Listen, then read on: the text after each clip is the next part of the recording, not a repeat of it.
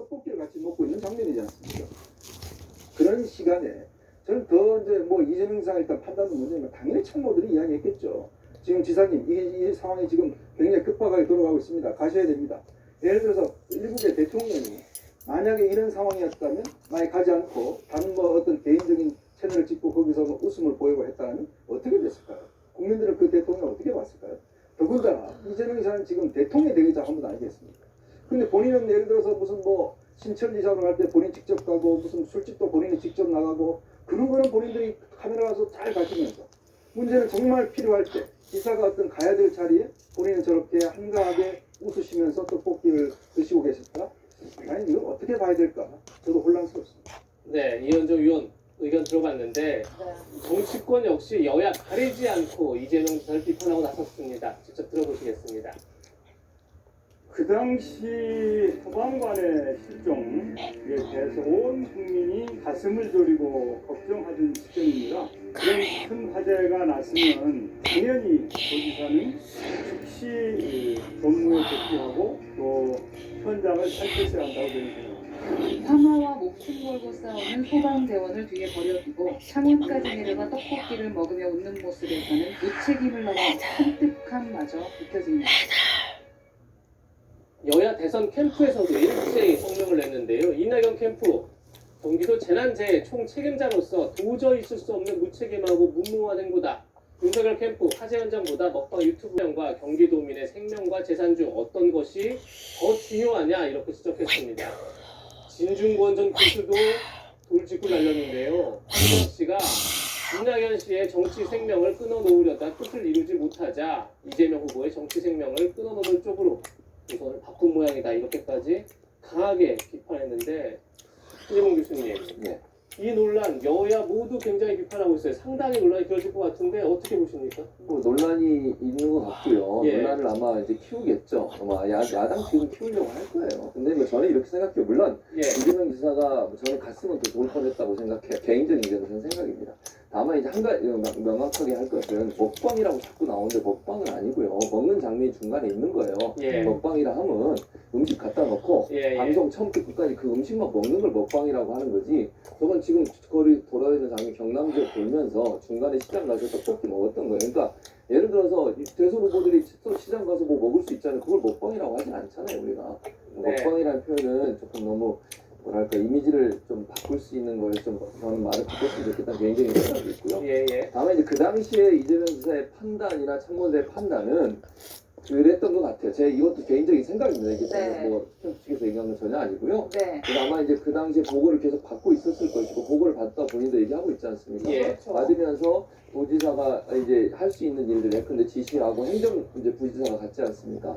가서 이제 거기서 또 보고를 받고 또 조치를 취하고 이런 자리들이 계속 되고 있었기 때문에 본인이 이제 나중에 가도 될 수 있다고 생각했던 것 같아요. 제 생각은 들었고요.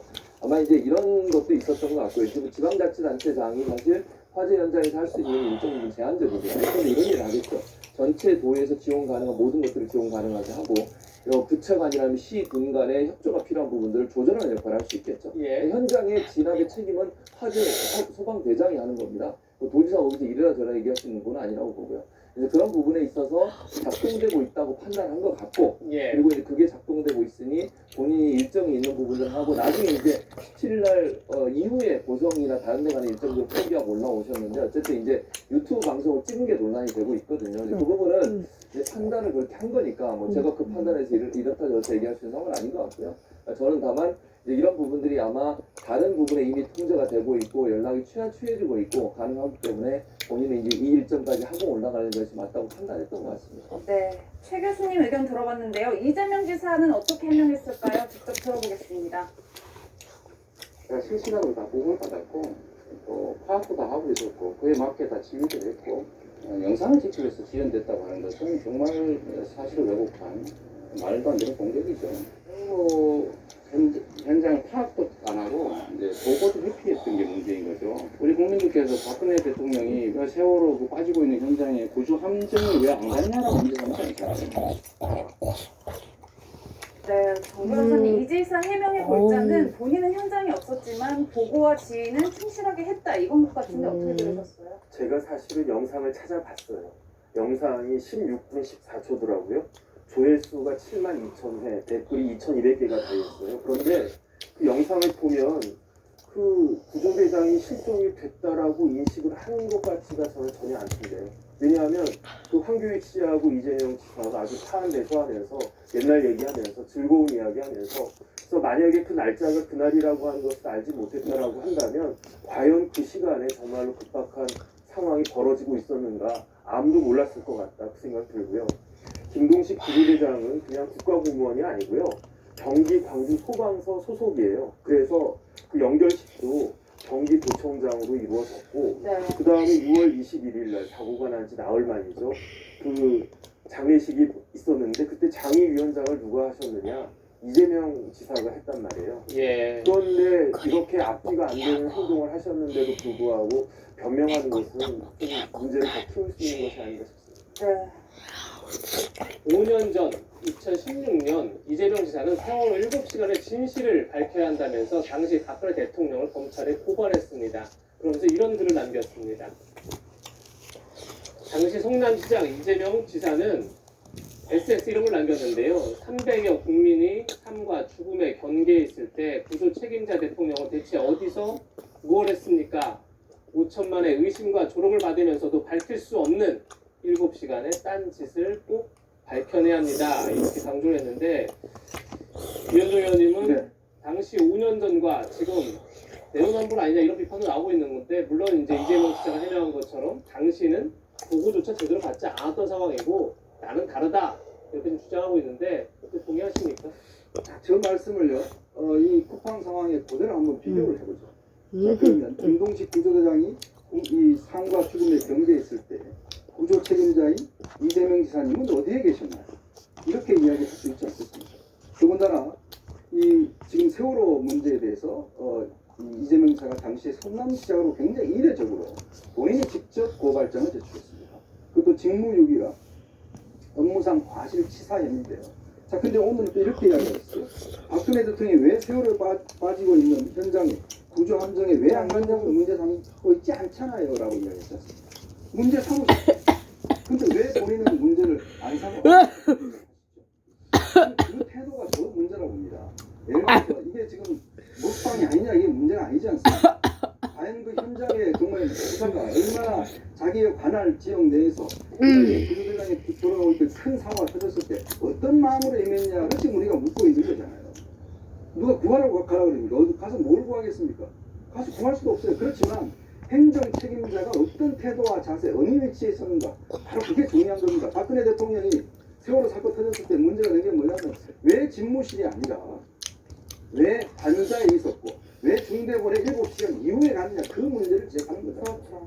자, 근데 지금 자신에 대해서는 이게 지금 다른 공격 자체가 포위된 공격이다 이렇게 이야기하고 계시잖아요. 아니 본인이 스스로가 이렇게 해서 떠서 이렇게 해서 유명세를 타놓고 이제 와서 자기한테 되는 문제에 대해서는 이거는 뭐 어떤 공격이다 이렇게 이야기를 하시면 저는 참 우려스러운 게 황교익 씨에 대한 인사도 문제지만 이 문제를 해명하는 과정의 태도 본인이 예를 들어서 막 직접 현장에 나가서 하는 거는 대단히 현장 중심적인 그런 지사고 이런 사고가 터졌을 때 천천히 늦게 간 것은 이거는 부당한 공개를 이야기를 하면 과연 이게 공직자로서의 어떤 기본적인 자세가 되어 있는가 저는 바로 그 부분을 증명하는 겁니다. 네. 이재명 지사가 이렇게 해서 떴고 뭐 유명세를 탔다는 것은 이현종 의원님의 개인적인 의견이라는 점 밝혀드립니다. 네, 앞서 보신 것처럼 여야 가리지 않고 정치권의 비판이 이어지고 있는 가운데 이재명 지사를 주둔한 대선 후보도 있었습니다. 누군지 직접 만나보시겠습니다. 우리가 한가하게 그런 논쟁감도 안 되는 논쟁을 벌여가지고 한가한 듯한 그런 인상을 국민한테 주면 안 되겠다 싶고요. 저는 후보들께 부탁드립니다. 정말 내가 기부 안 하겠다 그러면 깨끗하게 하지 마십시오. 네, 우선 최 교수님 추전장관 논쟁감도 안 되는 논쟁이다 이렇게 표현하고 있는데 어떻게 들으셨어요? 그러니까 이게 이제 아마 추전 장관 입장에서는 이렇게 생각하는 것 같아요. 제가 아까 잠깐 언급해드렸습니다만 이게 그러니까 도지사라고 하는 직책에서 뭐 저는 아까도 말씀드렸어요. 가능한 가는 게 제일 좋은 거라고 제가 말씀을 드렸는데 네. 그게 가지 않았다고 이게 크게 문제가 되느냐 하는 부분에 얘기를 하시는 것 같아요. 왜냐면 이제 본인이 직접 가지 않더라도 행정부지사나 다른 시스템을 통해서 이미 통제가 되고 있고 또 관리가 되고 있는 상황이었고 문제가 발생해서 뭐 이게 제대로 진압이 안 되는 상황이었다면 문제가 될 수 있겠던 그런 상황이 아니었고 또 현장에 도지사가 가서 할 수 있는 일도 사실은 제한적이다. 보통 이제 도지사 이런 분들이 가시면 보고받고 아까 말씀드린 것처럼 조절할 수 있는 능력을 하고 그리고 나서 이제 본인의 역할을 하는 것이 제한적이기 때문에 실제 소방이나 아니면 경찰에 있는 분들이 실제 이제 통제를 해야 되는 거거든요. 근데 그런 상황에서 이 문제를 이렇게 정치적으로 키우는 건데 특히 제가 볼 때는 이 추미애 전 장관 입장에서는 여권 후보들한테도 얘기를 하시는 것 같아요. 제가 느끼기엔 그래요. 네. 야권에 있는 분들 이낙연 대표나 정세균 전 총리에게도 그런 분들한테 아마 이제 내부적으로 왜 이 문제를 이렇게 키워서 사실 이제 부정적인 문제를 만들어내느냐에 대한 문제 제기라고 저는 봅니다. 그러니까 의원님께서는 어떻게 들으셨어요? 저는 국가의 가장 중요한 역할, 대통령의 가장 첫 번째 임무는 국민의 생명과 안전을 보장하는 거죠. 그게 우리 그래서 국가가 있는 거 아니겠습니까? 바로 그 논쟁을 하자는 겁니다. 다른 대통령이 되시겠다고 나오시는 거예요. 그렇다면 이런 국가의 어떤 재난 상황이 터졌을 때 어떤 행동을 해야 되는가에 대한 논쟁입니다. 그게 중요한 논쟁이죠. 그런데 추미애 후보께서는 논쟁감도 안 되는 논쟁을 이야기하셨는데 그렇다면 왜 대통령을 나오셨나요? 저는 그걸 묻고 싶습니다. 네, 두 분 의견 들어봤고요. 오늘 마지막 준비한 한랭킹으로 넘어가겠습니다. 제가 준비한 네 번째 한랭킹 지금 만나보시죠. 이번엔 야권 소식입니다. 김종인의 재등판론. 네, 지금부터 야권 분위기 살펴볼 텐데요. 그에 앞서서 어제 한국갤럽의 여론조사 결과 같이 보겠습니다. 한국갤럽이 양자대결 여론조사를 처음 실시했는데요. 그 결과 이재명 지사 46%, 윤석열 전 총장 34%, 오차범위 밖에서 이 지사가 우세한 그런 모습을 보이고 있습니다. 이낙연 전 대표는 어떨까요? 양쪽 다 36% 동률을 보였습니다. 이현중 의원님, 네. 한국갤럽의 첫 번째 양자 대결 결과인데 어떻게 보셨습니까?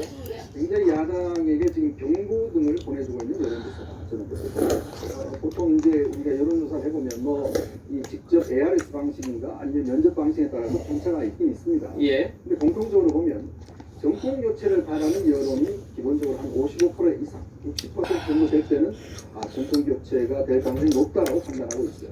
근데 그 이하의 경우는 상당히 위험하다는 문제를 판단하고 있고요. 예. 양자 대결에서 실제로 야권 후보가 여권 후보를 한 10% 이상 앞서야지만 아마 가능하다. 상훈아 다 먹었어? 왜냐하면 여당 후보 같은 경우는 아무래도 정권에 대한 프리미엄이 있습니다.